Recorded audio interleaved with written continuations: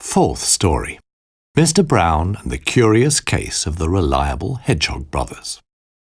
It was a dull, windy day when Mr. Brown the mouse arrived.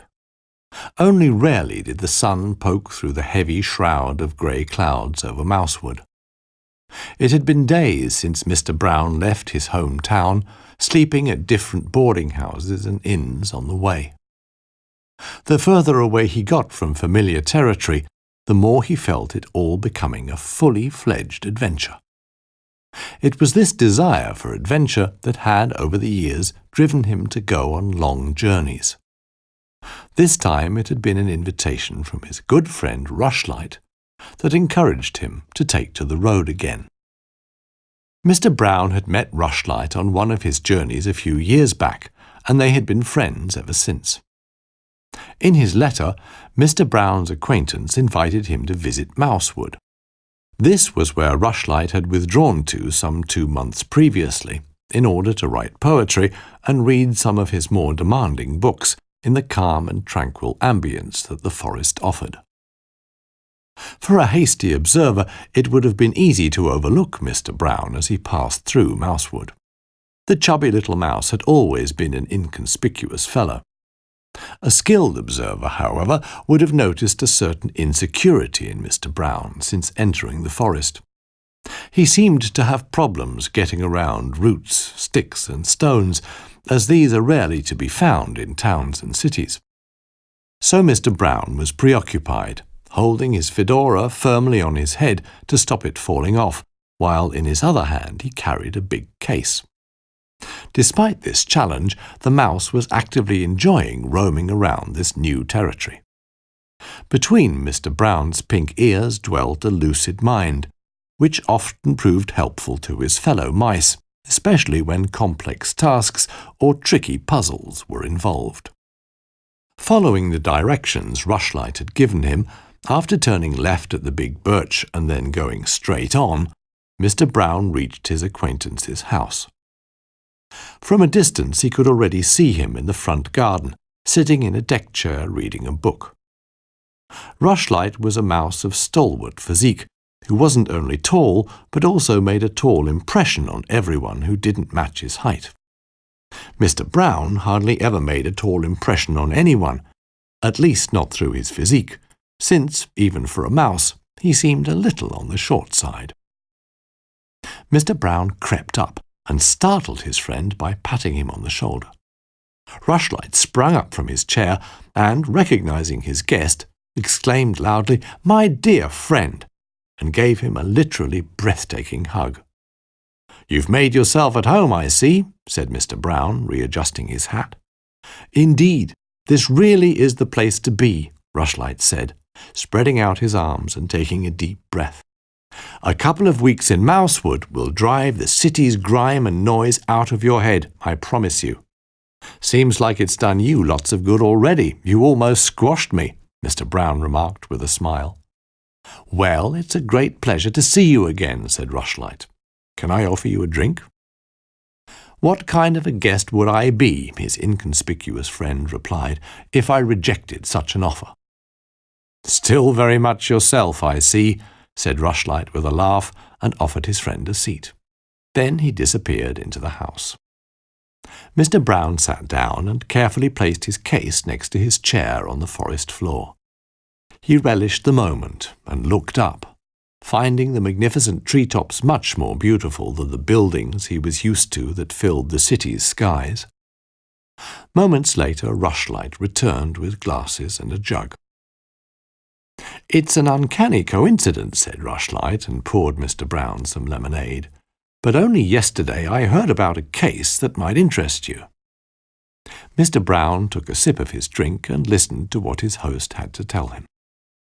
"Over the last couple of weeks I've been taking long walks through the neighborhood. Roaming the forest after months of dull city life changes you completely. Your spirits," said Rushlight, beating his chest, "return, and you're full of zest. So it was that yesterday I came across a house where a group of animals had gathered. Said house was a beautiful wooden construction, artfully crafted onto a tree trunk. As I found out later, the inhabitants had built it themselves. 2 hedgehogs, with the reputation of being excellent craftsmen. When you see the house, you'll agree that they deserve all the praise they get. Anyway, to find out what the animals were discussing so passionately, I addressed a beaver standing nearby. He explained that the previous night, the Hedgehog brothers, who own the house and the workshop behind it, had been the victims of burglars.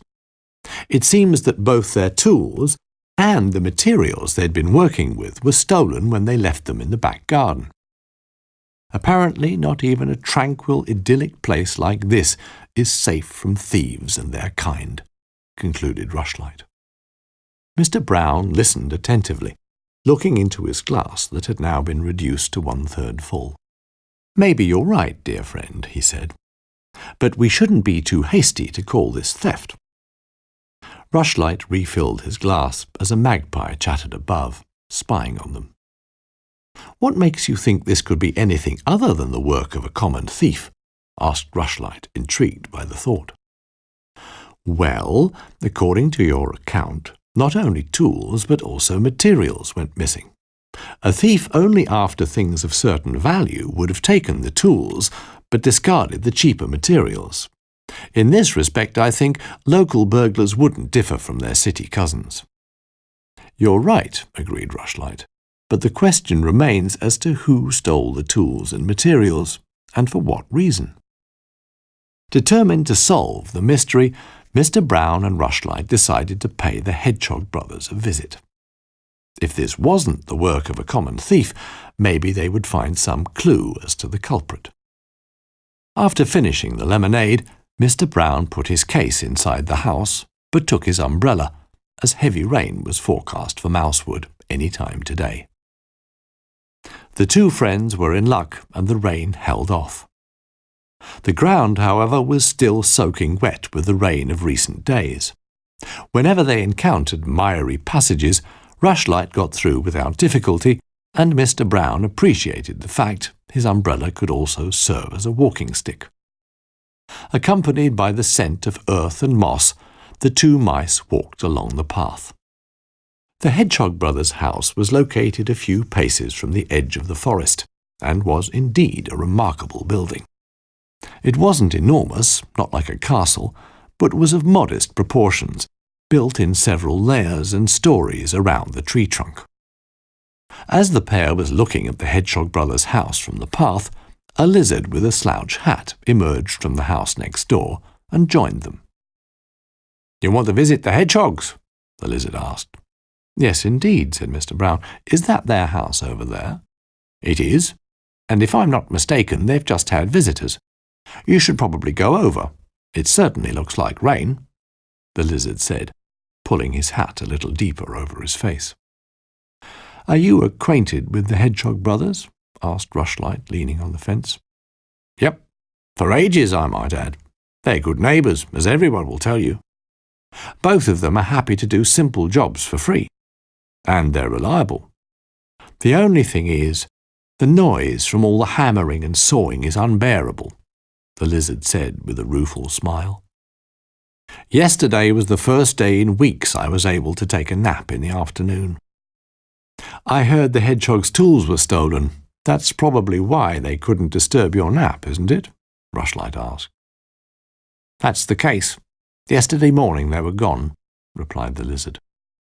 "Despite the fact that burglary is a very rare occurrence in these parts, you know."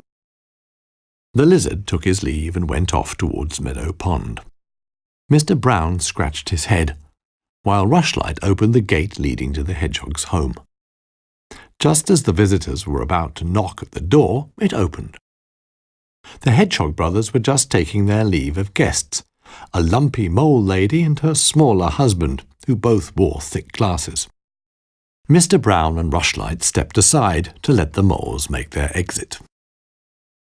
"Mr. Rushlight, a pleasure meeting you again," said the corpulent mole lady with a smile.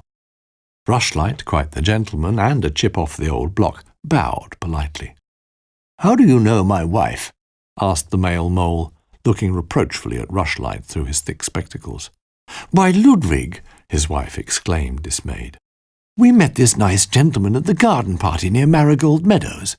He's from the city. He's here on holiday." The mole helplessly hung his head. "Well, I joined you quite late, so it's not surprising you don't remember me," Rushlight tried to help. "Please excuse my inadvertence anyway," replied the short-sighted mole, looking at Mr. Brown in a disoriented fashion. The latter was so amused he completely forgot to introduce himself. "How can I help?" asked one of the Hedgehog brothers. "We were hoping to discuss the disappearance of your tools with you," said Rushlight in a serious tone. The Hedgehog brothers nodded.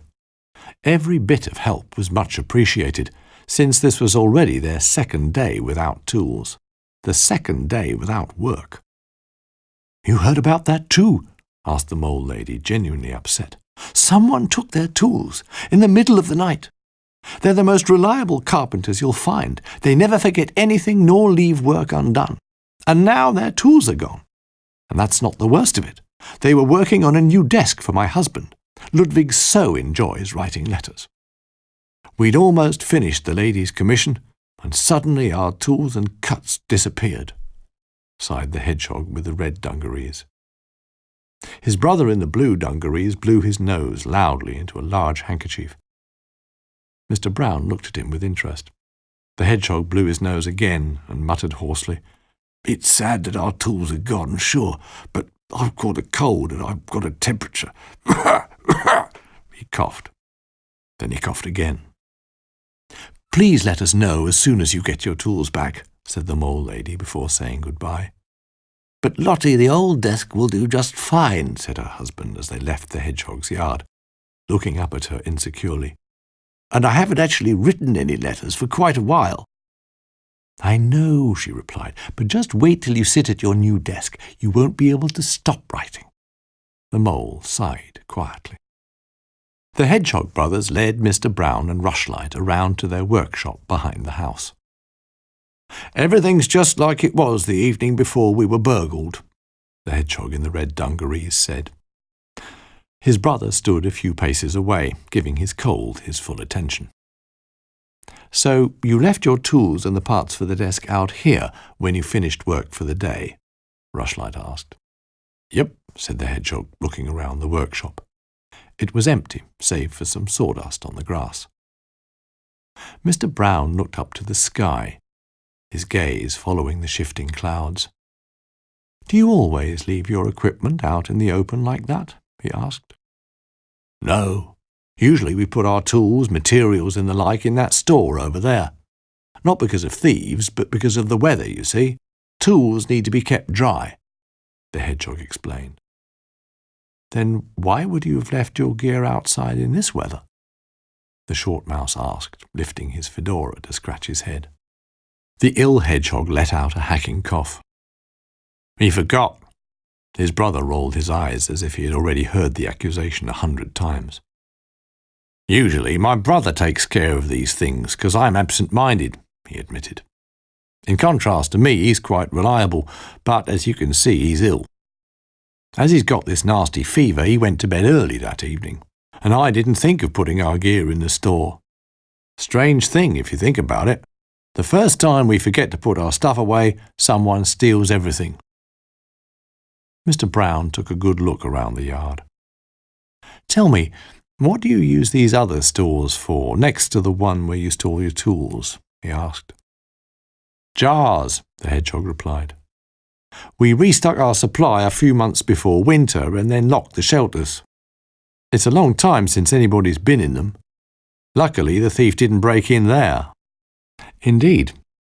Seems like a remarkable coincidence, some scoundrel picking precisely that evening to go off with your tools," said Rushlight. "Don't forget the materials. What would a thief do with the parts of a half-finished desk?" Mr. Brown pointed out. "Perhaps we're dealing with an inexperienced thief," the hedgehog suggested. "He just grabbed everything he could in a rush. Things rarely get stolen around here, so a lack of experience could explain that, don't you think?" "But a nervous thief would be in a rush. He'd sooner grab something more valuable than your boards. I'm convinced our thief took the materials on purpose. He must have had some special interest in those desk parts and your work," Mr. Brown concluded. The brothers suggested a cup of tea. The ill hedgehog led the way to the living room, staggering slightly from time to time. He seemed a bit dizzy. After going to the kitchen, he returned shortly afterwards and slumped into an armchair. Then he closed his weary eyes, swaying back and forth. "You should get some rest," Rushlight said in a worried voice. The hedgehog opened his eyes again, giving him a fatigued blink. "I suppose you're right," he said, and then turned to his brother. "You heard him. Would you care to put the kettle on?" His brother stood up with a smile and went into the kitchen. When Mr. Brown asked about cups, the hedgehog pointed out a cupboard from his armchair. Mr. Brown put 4 cups and saucers on the table. Then he sat back on the couch, which wasn't all that comfortable, since, for obvious reasons, the Hedgehog brothers had no cushions. A few minutes later, the other hedgehog returned from the kitchen. "You'd already put some water on to boil," he said to his brother. "Had I?" he replied. "Well, so much the better." The hedgehog poured the tea for his guests and his sick brother, a tasty wild briar tea. "Our forest's famous for this," he informed the tourists. If he hadn't been saddened by the loss of his tools, he would probably have added a chuckle. But the brothers found this was no time for joviality. They did nevertheless talk to their guests about the forest, the town, and other things. As the ill hedgehog brother reached for his tea and took a careful sip, his brother said, "That's my cup." The sick hedgehog took a closer look. "Right," he said. "Sorry." Mr. Brown smiled. "Might I have a look at the key you used to lock up your store?" he asked humbly. Puzzled, the hedgehog brothers looked at each other. What could the mouse possibly want their key for? The ill hedgehog pulled the keychain out of his pocket and handed it over to the still smiling Mr. Brown, who examined it closely. "Am I right in assuming that these keys fit the locks on the other storerooms, where your supplies are stored?" he asked. "Yeah, that's right," the fit hedgehog confirmed. Mr. Brown went to the living room window and looked into the yard where the storeroom stood. "I think I may have just solved this puzzling case," he said. Rushlight and the hedgehogs were astonished when Mr. Brown suggested going out to the yard. Only the ill hedgehog stayed in the living room and watched them through the open window. "This is a good example of how even the trickiest cases can be solved over a nice cup of tea," said Mr. Brown. Up in the trees a few sparrows chirped. "Then who is the thief?" Rushlight asked impatiently. "There is no thief," Mr. Brown answered, "and there has been no theft." "But our stuff disappeared," the hedgehog said. "That is beyond doubt." "You're right, of course. So it's time to make it reappear," suggested Mr. Brown, and walked over to one of the stores where the jars for the coming winter were kept. He unlocked the door with one of the keys on the keychain and pulled it open. Between jerky and jarred fruit lay the half-finished parts of the desk and the tools, in fact, everything missing since yesterday morning. Rushlight was speechless, as was the hedgehog. "How did they get in here?"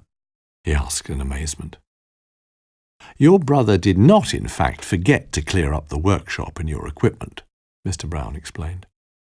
"After you finished work, he got up again, went to the yard, and, as reliably as always, put the material into the store. But just as he confused the teacups due to his fever, he also confused the stores. His tracks are clearly visible in the mud if you look out of the window, despite the fact that nobody has been there for weeks. When he had finished storing everything, he locked the door again and forgot he'd ever been there, just as he forgot he'd already boiled the water for our tea. That's why he was as puzzled as everyone else about the disappearance of your tools. Things like this happen when you're running a fever," Mr. Brown concluded. Rushlight slapped him on the back and exclaimed, "What a reliable fellow! He never forgets anything. Sometimes he just can't remember not forgetting." The hedgehog took a hammer out of the shelter, walked to the workshop, and, hiding the hammer behind his back, waved to his brother. "So, what's the news?" the sick hedgehog at the window asked. His brother produced the hammer. "Where'd you find that?" his brother asked, in as much amazement as his sore throat and dizziness would allow. The other hedgehog pointed at the store behind him. "Right where you put it, brother," he said, laughing. "Me?" the other brother asked, thinking hard. "Really? Well, okay." No one took his mistake amiss. If anything, he had once again proved his reliability. And you can't blame somebody for having a cold, now can you? Later, on their way home, Mr. Brown and his friend Rushlight took the time to enjoy the countryside before returning to the forest. Here, on the elevated northern edge of the woods, one could look far into the distance across the fields. The wind hustled big piles of grey clouds through the sky, which, where the sun managed to pierce the thick shroud, cast huge scudding shadows on the fields beneath.